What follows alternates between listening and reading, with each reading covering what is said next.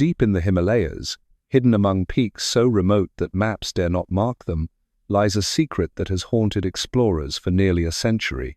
A paradise where time moves differently, where aging slows to a whisper, where wisdom flows like mountain streams, and harmony exists between all living things. But here's the twist that will keep you awake tonight. This isn't just another fairy tale buried in dusty books. This is a legend so powerful it has driven nations to war, inspired secret expeditions by both Nazis and Soviets, and continues to lure seekers into the world's most dangerous mountains today. Welcome to the search for Shangri-La. And if you think you know this story, you're about to discover you know nothing at all. Tonight, we're diving into one of history's most captivating mysteries. Not just the tale of a fictional paradise, but the real-world obsession that transformed a simple novel into a global phenomenon, sparked international expeditions, and created a tourism industry worth billions. We'll uncover how a British writer, who never set foot in Tibet, crafted a legend so convincing that entire governments believed it was real. We'll explore the ancient Buddhist prophecies that inspired it all, and reveal why powerful forces are still searching for this hidden realm today. But first, let me tell you about the moment everything changed. The year was 1933. The world was bleeding from economic collapse, still haunted by the Great War, and teetering on the edge of another global catastrophe. Into this darkness stepped a British novelist named James Hilton, carrying a manuscript that would redefine how humanity dreams of paradise. He called his book Lost Horizon, and within its pages lay a place called Shangri-La, a hidden valley where 4 plane crash survivors would discover the impossible. Picture this. After their aircraft is mysteriously hijacked over the Tibetan mountains, the survivors find themselves in a realm that defies everything they understand about the world. Here, in this secluded valley, people live for centuries without aging. Wisdom transcends religious boundaries, and the chaos of the outside world cannot penetrate. It was escapism, at its purest form, arriving at precisely the moment when millions of readers desperately needed to escape. But here's what most people don't realize, and this is where our story gets fascinating. Hilton didn't invent Shangri-La out of thin air. He was drawing from something far older, far deeper, and infinitely more mysterious. He was tapping into an ancient Buddhist legend that had been whispered in Tibetan monasteries for over 1,000 years, the kingdom of Shambhala. Long before Hilton ever picked up his pen, Tibetan texts spoke of Shambhala, a Sanskrit word meaning place of peace or place of silence. According to these ancient writings, Shambhala was no mere fantasy. It was a prophesied kingdom hidden somewhere in the northern reaches of the Himalayas, accessible only to those pure of heart, where enlightened beings preserved the deepest teachings of Buddhism until humanity was ready to receive them. The legend goes deeper than you might imagine. According to the Kalachakra Tantra, one of Tibet's most sacred texts, Shambhala plays a crucial role in the future of humanity itself. The prophecy states that when our world descends into war, greed, and spiritual darkness, when all seems lost, the 25th king of Shambhala will emerge with a vast army to vanquish the forces of evil and usher in a golden age that will last for centuries. The date of this prophetic battle? The year 2424, less than 400 years from now. This wasn't just folklore to the Tibetan people. This was living prophecy, as real and immediate as tomorrow's sunrise. And when James Hilton encountered these legends through his research in the British Museum Library, something extraordinary happened. He took the spiritual depth of Shambhala, the mystical geography of the Himalayas, and the very human longing for a better world, and wove them into a story that would captivate the globe. But here's where the plot thickens dramatically. Hilton claimed he researched his novel by reading tales and legends of the great missionary travelers who explored all Central Asia centuries ago. What he didn't publicly acknowledge was his primary source of inspiration, the remarkable work of an Austrian-American explorer named Joseph Rock. Rock was no ordinary adventurer. For decades, he had ventured into the most remote regions of Tibet and Western China, documenting landscapes and cultures that the outside world had never seen. His articles for National Geographic magazine, filled with breathtaking photographs and detailed descriptions of isolated Tibetan Buddhist monasteries, snow-capped peaks, and hidden valleys, provided Hilton with the vivid imagery he needed to make Shangri-La feel absolutely real. Scholars have identified at least 22 specific geographical similarities between Rock's articles and Hilton's fictional paradise. The connection was so precise that when researchers later matched descriptions from the novel to real locations, they could trace Hilton's creative process almost line by line. This revelation transforms everything we thought we knew about Shangri-La. It wasn't purely imagination. It was careful reconstruction of real places, real experiences, and real spiritual traditions, artfully combined into a narrative that spoke to humanity's deepest yearnings. And the world responded with an enthusiasm that shocked everyone, including Hilton himself. Lost Horizon became an instant international bestseller. The term Shangri-La entered everyday language as shorthand for any earthly paradise. But more significantly, it began to blur the line between fiction and reality in ways that would have profound consequences. Within a decade of the book's publication, something unprecedented began to happen. World leaders started using Shangri-La not as literary reference, but as actual place names. President Franklin D. Roosevelt named his presidential retreat, now known as Camp David, after Hilton's fictional valley. During World War II, when asked about the origin of the daring Doolittle raid on Japan, Roosevelt cryptically told reporters the bombers had launched from Shangri-La. This inspired the naming of the USS Shangri-La, an Essex-class aircraft carrier that would serve with distinction in the Pacific theater. But the most disturbing chapter in the Shangri-La story was still to come. Because while Roosevelt was using the name symbolically, other powers were taking it quite literally. In the shadowy halls of Nazi Germany, Heinrich Himmler and his SS occultists became obsessed with the idea that Shambhala might be real. They believed, with the twisted logic that characterized Nazi ideology, that this hidden kingdom could be the ancestral home of the Aryan race, a source of supernatural power that could ensure their 1,000-year Reich.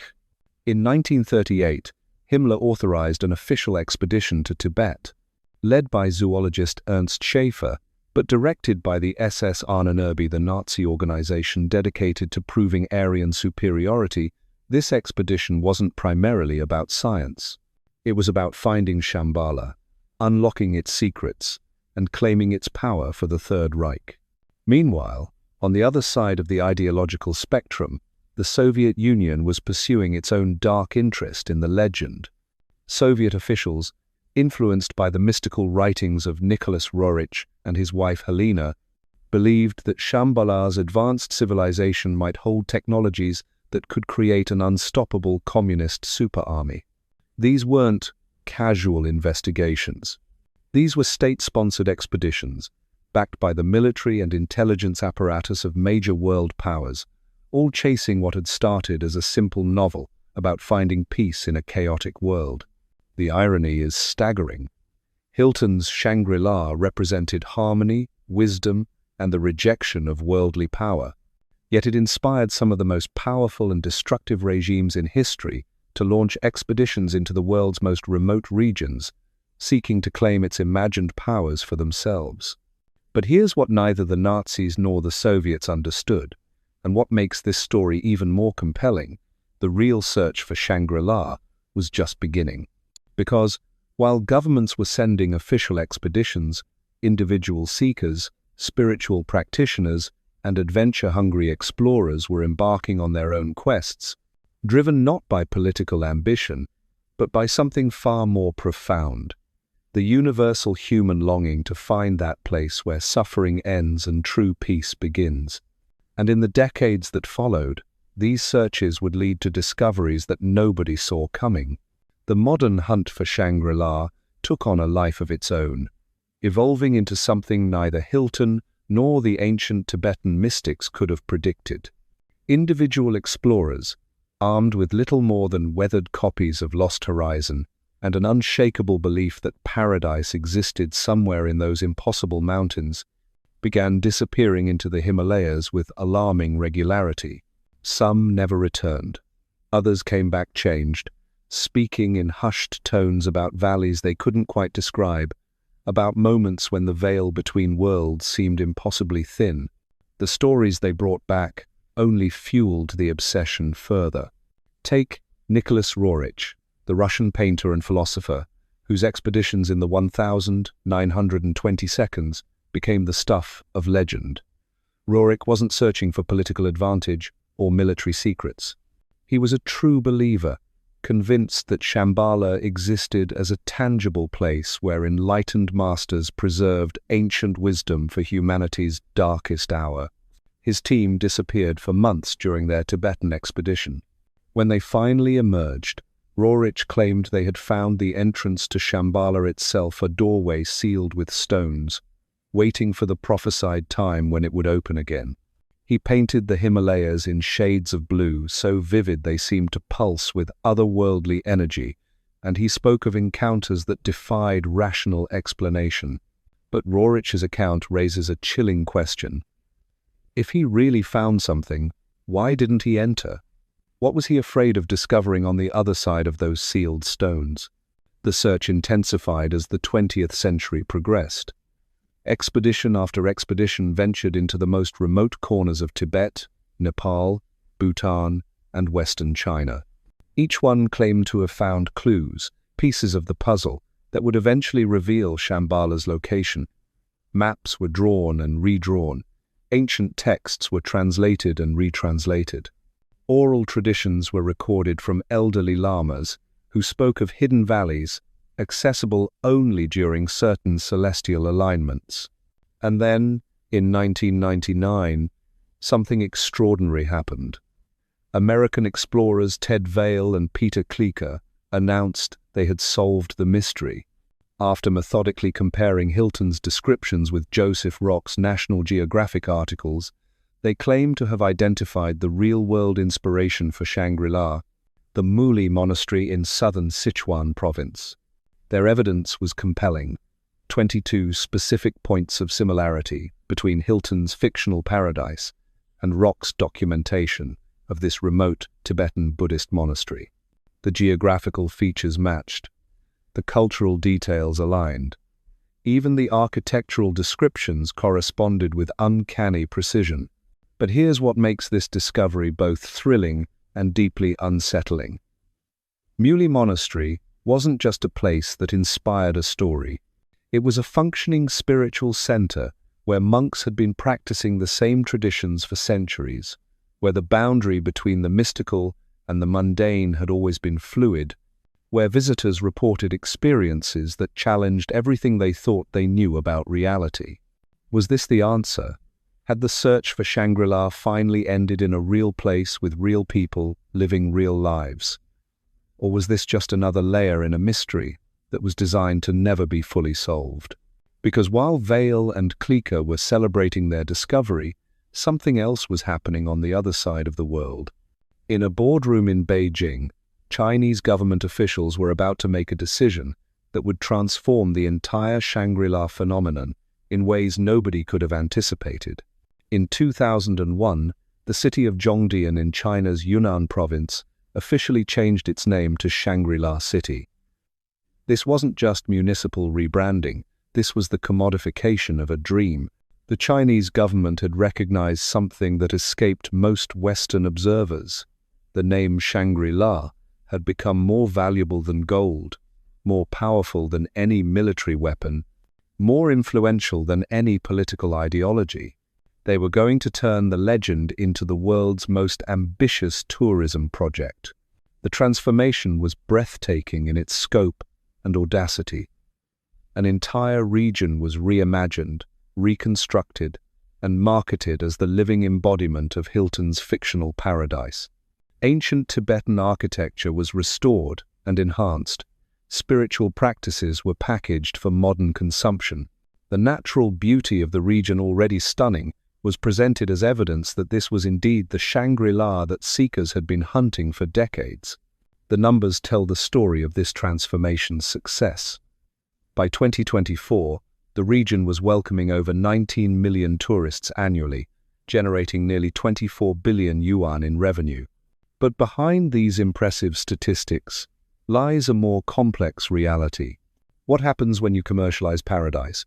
When you turn a spiritual quest into a travel destination? When you offer enlightenment as a package deal complete with luxury accommodations and guided meditation sessions?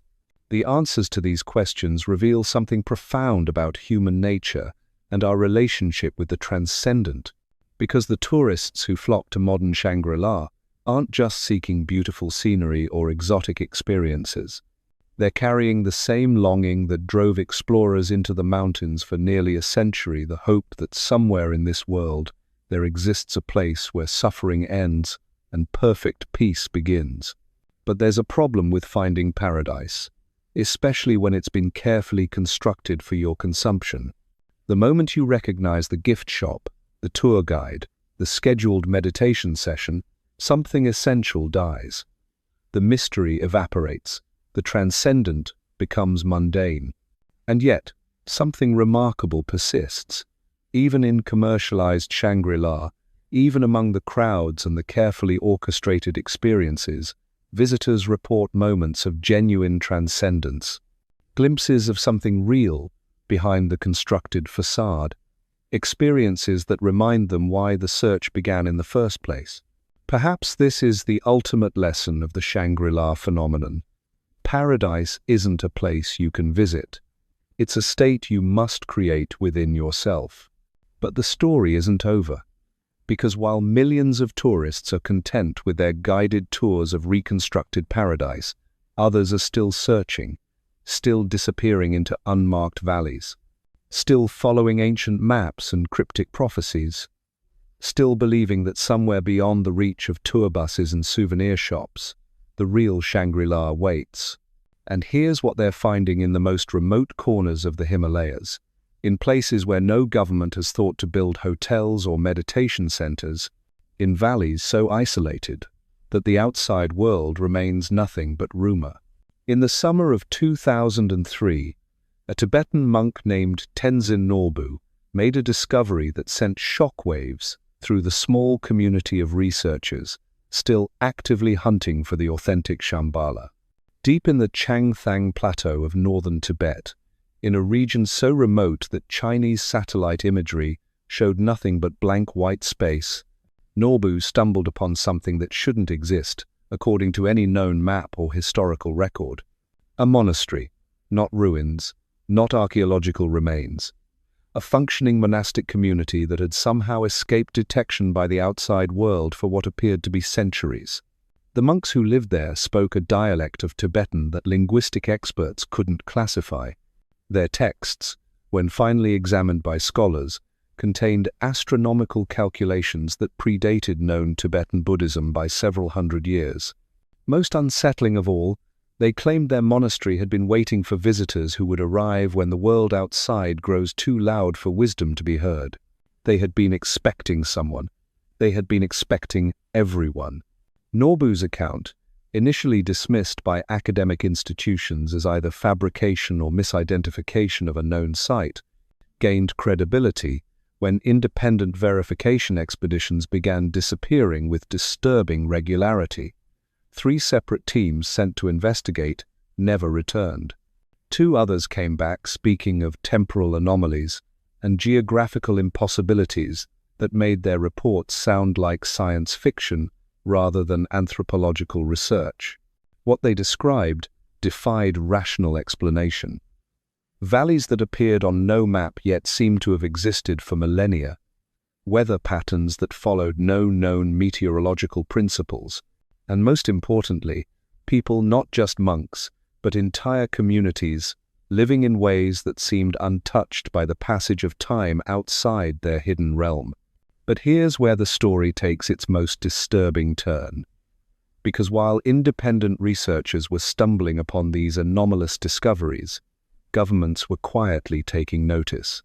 Intelligence agencies that had officially abandoned their Shangri-La programs decades earlier suddenly began showing renewed interest in Himalayan reconnaissance. Satellite data from this period, declassified only recently through Freedom of Information requests, reveals something extraordinary. Multiple world powers were conducting covert surveillance of the same remote Himalayan regions, using technology so advanced it wouldn't be publicly acknowledged for another decade. They were looking for something specific, something that went far beyond tourism or even spiritual curiosity. The pattern that emerges from this declassified intelligence is chilling in its implications. Every major power, the United States, Russia, China, and several European nations, had independently identified the same handful of coordinates in the most inaccessible regions of the Himalayas as worthy of intensive, sustained observation. What were they watching for? What did they expect to find in places so remote that even experienced mountaineers considered them unreachable? The answer might lie in a series of seismic anomalies detected throughout the region during this same period. Geological surveys recorded vibrations that followed no known pattern of tectonic activity. The frequency signatures were unlike anything in the scientific literature, too regular to be natural, too complex to be artificial by any technology that officially existed. Some researchers, speaking on condition of anonymity, described these signals as resembling a massive mechanical heartbeat emanating from deep beneath the mountain ranges. Others compared them to the harmonic resonances of structures so large they would dwarf anything humanity has ever constructed. But the most unsettling aspect of these discoveries wasn't what was found, it was what happened to those who found it. Scientists involved in the seismic research began experiencing what can only be described as coordinated career destruction. Funding disappeared overnight. Academic positions vanished. Research data was classified or simply deleted from servers. Dr. Sarah Chen, a seismologist who worked on the initial survey team, later described the experience in a recorded interview that surfaced on underground networks. It was like someone had decided our research never happened. Not just the results, the entire project was retroactively erased. Equipment we'd used was recalled. Colleagues stopped returning our calls. The data we'd spent months collecting was classified at levels we didn't even know existed. Chen's account is corroborated by similar experiences reported by geologists, archaeologists, and atmospheric scientists who had been working in the region. The pattern was always the same. Initial excitement about anomalous discoveries, followed by sudden institutional shutdown and professional isolation. What they had found was clearly significant enough to justify this level of suppression. But significant how? And to whom? The answer might lie in the ancient prophecies themselves, because while Western researchers were focused on geographical locations and physical evidence, Tibetan scholars had been tracking something else entirely, a convergence of prophetic timelines that suggested humanity was approaching the moment when Shambhala would no longer remain hidden. According to the Kalachakra calculations, the world was entering a period of accelerating spiritual crisis. The signs were unmistakable: increasing materialism, environmental destruction, social fragmentation, and the rise of what Buddhist texts call the forces of ignorance. These weren't just social observations, they were prophetic markers, indicating that the time of Shambhala's emergence was drawing near. But emergence in what form? As a physical location that would suddenly become accessible?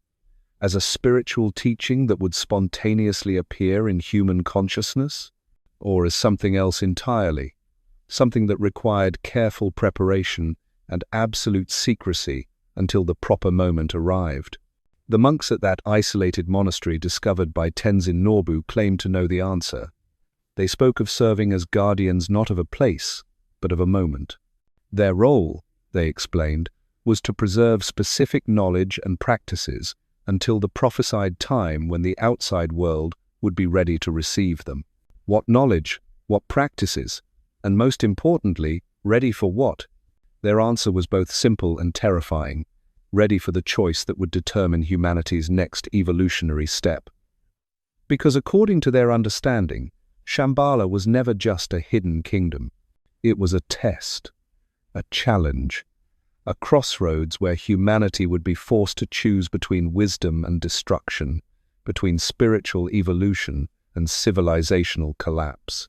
And that choice, they claimed, was approaching faster than anyone realized. The evidence supporting this interpretation began accumulating in ways that even skeptical researchers couldn't ignore. Climate change was accelerating beyond all scientific predictions. Social institutions were failing worldwide. Economic systems were becoming increasingly unstable. Nuclear weapons were proliferating. Artificial intelligence was developing beyond human control. Every major challenge facing humanity in the 21st century seemed to align with the apocalyptic conditions described in ancient Tibetan prophecies as prerequisites for Shambhala's emergence. But here's what makes this convergence truly remarkable. It wasn't just Buddhist texts that contained these predictions. Similar prophetic traditions existed in Christianity, Islam, Hinduism, and indigenous spiritual systems worldwide, all describing a coming time of global crisis followed by either transformation or destruction, depending on humanity's collective choice. Was this evidence of some universal truth embedded in human spiritual consciousness? Or was it something else, a coordinated message delivered to our species at key points in its development by sources we don't yet understand? The researchers who had been tracking these convergences began forming an unofficial network, sharing information through encrypted channels, and meeting in locations carefully chosen for their remoteness from government surveillance. What they discovered in their collaborative investigations would challenge everything we thought we knew about human history, consciousness, and our place in the universe. Because buried in the deepest archives of every major spiritual tradition, hidden in texts so esoteric they were known only to the most advanced practitioners, was a consistent claim: Shambhala was not unique to Earth. Similar hidden kingdoms, serving similar functions as repositories of advanced knowledge and guardians of evolutionary transitions, existed throughout the cosmos. Humanity's encounter with Shambhala wasn't the first time this had happened. It was part of a pattern that played out whenever a species reached the critical point where it could either transcend its limitations or destroy itself in the attempt. The implications were staggering. If true, it meant that our search for Shangri-La had never been about finding a hidden valley in the Himalayas. It had been about discovering our species' next phase of development, about learning whether we were ready to join something larger than ourselves. And the time for that discovery, according to every calculation, every prophecy, every anomalous signal detected in those remote mountain ranges, was approaching with accelerating speed. But preparation for such a monumental transition required more than individual seeking or government surveillance. It required something unprecedented in human history, a collective awakening to possibilities that challenged every assumption about reality itself. The question was no longer whether Shambhala existed. The question was whether humanity was ready for what existence in Shambhala would mean. And in research facilities hidden deep within those very mountain ranges, in communities that had been preparing for this moment for centuries, in consciousness itself as it evolved towards something previously unimaginable, that question was about to receive its answer. The answer would come not from ancient texts or government expeditions, but from an entirely unexpected source: the tourists themselves. Something strange began happening in modern Shangri-La that tourism officials couldn't explain and didn't want to acknowledge. Visitors who came seeking nothing more than Instagram-worthy mountain views and cultural experiences were returning home profoundly changed. Not in the superficial way that travel usually affects people, but in ways that defied psychological explanation. Dr. Michael Harrison, a neuroscientist at Stanford who initially dismissed reports of Shangri-La syndrome as wishful thinking, found himself compelled to investigate after his own sister returned from a routine tour group, fundamentally altered. She wasn't the same person, Harrison later wrote in his classified research notes. Her brain patterns had changed. Her cognitive responses were operating at levels we'd never measured in baseline humans. It was as if she'd undergone some form neuroscience says is impossible. Harrison of neural upgrade that our current understanding of new wasn't alone in his observations. Medical researchers worldwide began documenting similar cases. Tourists returning from the region displayed enhanced pattern recognition, accelerated learning capabilities, and most remarkably, what appeared to be spontaneous access to information they had never encountered before. Brain scans revealed new neural pathways forming at rates that violated everything science understood about neuroplasticity. The phenomenon wasn't limited to any particular demographic. It affected young and old, believers and skeptics, Eastern and Western visitors alike. The only common factor was exposure to specific locations within the Shangri-La region, locations that, when mapped, formed geometric patterns that matched no known geographical or architectural logic. Tourism authorities initially tried to suppress reports of these transformations, fearing they would either drive away conventional tourists or attract dangerous elements seeking to exploit whatever was causing the changes. But suppression became impossible when the transformations began accelerating. By 2019, nearly 30% of visitors to certain areas within Shangri-La were experiencing measurable cognitive enhancements. Intelligence agencies took notice when several of these individuals, previously ordinary citizens, began demonstrating capabilities that bordered on the superhuman. Mathematical insights that advanced entire fields of study. Artistic creations that seemed to channel knowledge beyond individual human experience. Scientific breakthroughs that emerged fully formed in minds that had never studied the relevant disciplines. The Chinese government quietly established research facility 7 Alpha in a restricted zone adjacent to the main tourist areas. Officially, it didn't exist. Unofficially, it housed the most advanced consciousness research program in human history, staffed by scientists from every major world power who had agreed to unprecedented cooperation in the face of something that transcended national boundaries. What they discovered challenged the fundamental assumptions underlying modern civilization. The geometric patterns formed by the locations triggering these transformations weren't random, they were artificial, designed, and they were connected to similar patterns found at sites worldwide, locations that had been considered sacred by indigenous peoples for millennia, places where shamans and mystics had reported contact with otherworldly intelligence for thousands of years.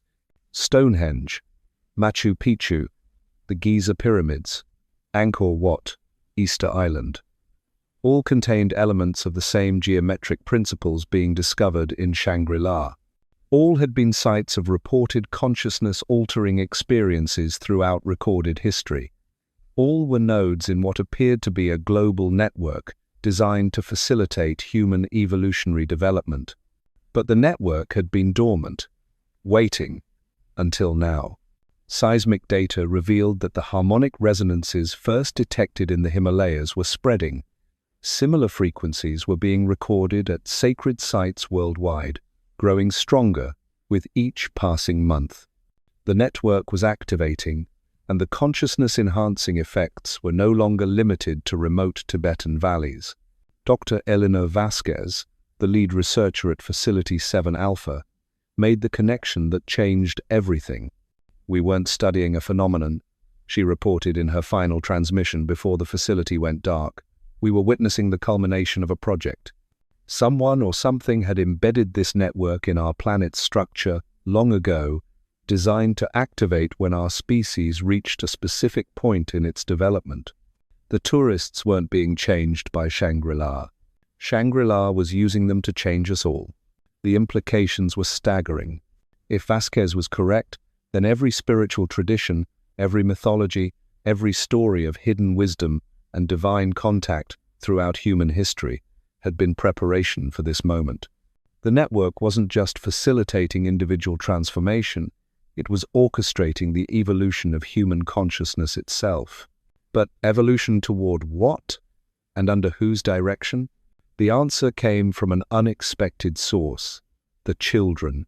Around the world, children born after 2020 began displaying capabilities that defied conventional understanding: enhanced intuition, spontaneous knowledge of complex subjects. Most remarkably, the ability to perceive and interact with aspects of reality that remained invisible to previous generations. These children spoke of seeing the helpers beings of light and energy who guided their learning and development. They drew pictures of geometric structures that matched the patterns being discovered at sacred sites. They played games that, when analyzed by mathematicians, revealed advanced principles of quantum mechanics and dimensional physics. They called their birthright the awakening, and they insisted it had always been part of humanity's destiny. Child psychologist Dr. Sarah Kim documented thousands of cases worldwide. They're not mutants or anomalies, she concluded in research that was immediately classified. They're showing us what we're all becoming. The network isn't changing us into something alien, it's helping us remember what we've always been capable of. The children's drawings all contained the same central image: a mountain valley surrounded by peaks that formed a perfect mandala, with streams of light connecting it to similar valleys around the world. At the center stood figures that were unmistakably human, but radiating energy that extended far beyond their physical forms. They had drawn Shambhala, not as a hidden kingdom, but as a state of consciousness accessible to anyone ready to embrace humanity's next phase of development. But readiness, according to the ancient prophecies, required a choice, and that choice was rapidly approaching. Climate change was accelerating beyond all projections. Social systems were fragmenting worldwide.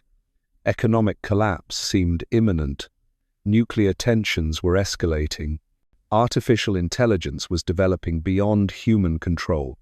Every crisis facing humanity was intensifying simultaneously, creating exactly the conditions described in Tibetan prophecies as the prerequisite for Shambhala's emergence.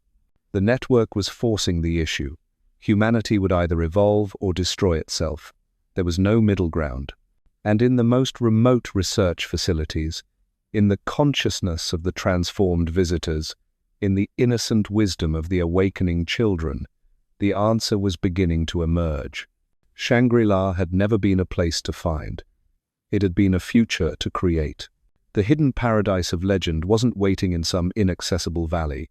It was waiting in the next stage of human evolution, a transformation that would either save our species or mark the end of our current form of existence. The choice was ours. The time was now. And in the depths of the Himalayas, in research centers around the world, in the expanding consciousness of ordinary people becoming extraordinary, that choice was about to be made. But first, humanity would have to face one final test, because the forces that had guided our evolution for millennia were not alone in their interest in our species' development. And what was approaching from the depths of space, drawn by the activation of the global network, would challenge everything we thought we knew about our place in the universe. The real search for Shangri-La was just beginning. So here we stand, at the crossroads between legend and reality, between the world we thought we knew and the one that's rapidly revealing itself before our eyes. What began as James Hilton's simple escape from a troubled world has become something far more profound, a mirror reflecting humanity's deepest longing for transformation and our species' approaching evolutionary threshold. From Nazi expeditions to Soviet searches, from commercialized tourism to consciousness-altering experiences, from ancient prophecies to modern scientific anomalies, the search for Shangri-La has never really been about finding a hidden valley in the Himalayas. It's been about discovering what we're capable of becoming when we're ready to release our grip on the familiar and embrace the impossible. The tourists are changing, the children are awakening, the network is activating. And somewhere in the space between what was written in 1933 and what's unfolding today, the real Shangri-La is emerging not as a destination you can visit, but as a transformation you must choose. The question isn't whether paradise exists. The question is whether you're ready to help create it. Because in the end, Shangri-La was never waiting to be found. It was waiting to be born. And that birth requires each of us to decide. Will we evolve together, or will we remain forever searching for a paradise that can only exist when we become worthy of it? The choice is yours. The time is now. And the real journey to Shangri-La begins the moment you stop looking for it outside yourself and start building it within. What will you choose?